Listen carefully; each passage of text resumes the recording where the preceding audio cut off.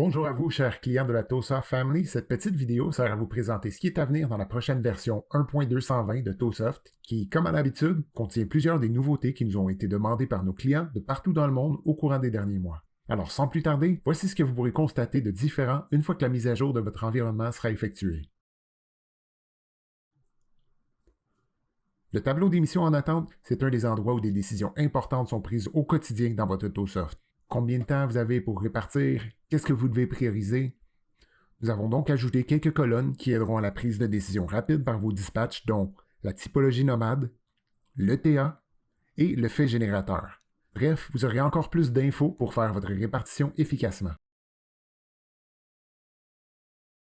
Les clients qui utilisent TOSoft depuis plusieurs années se sont habitués à notre rapport nomade, mais avec la venue de notre application TS4, nous l'avons repensé pour le mobile, et puis nous avons ensuite décidé de l'amener vers la version de bureau un an plus tard. En gros, la fenêtre du rapport est beaucoup plus compacte et on vous indique rapidement si des infos sont manquantes. Si tout est OK, vous verrez le crochet vert à droite de la section, et puis vous pourrez tout de suite diriger votre attention vers la section kilomètres supplémentaires pour ajuster aux besoins. Vous vous êtes habitué à répartir les missions sur le mobile? Alors vous apprécierez le fait que nous avons accéléré le processus de répartition sur TS4. Lorsque vous donnez votre TA et acceptez la mission, vous pourrez tout de suite la répartir. En somme, vous gagnez quelques secondes sur une opération que vous faites possiblement très souvent dans votre journée. La géodélimitation, c'est quoi? C'est le traçage d'un périmètre autour de coordonnées géographiques. Et le changement de statut par géodélimitation, c'est l'application mobile de TOSoft qui notifiera vos chauffeurs lorsqu'ils entrent dans la périphérie des différents lieux d'une mission. Ainsi, ça réduit de beaucoup les oublis au niveau des changements de statut. Depuis un bon moment, nos clients nous demandent la capacité de créer des rôles sur mesure.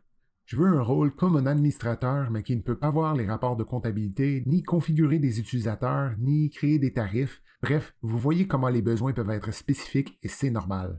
Le nouveau module de rôle, c'est ça que ça vous permettra de faire.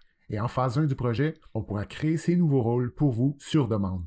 Après quoi, lors d'une prochaine version, on vous montrera comment les créer vous-même. Plusieurs d'entre vous avaient déjà commencé à tirer profit des avertissements et obligations pour assurer la qualité du service de vos chauffeurs. Eh bien, on continue d'améliorer la fonctionnalité en vous donnant plus de possibilités. Avertissez ou obligez dorénavant les chauffeurs à effectuer une action selon le service rendu ou la catégorie de destination.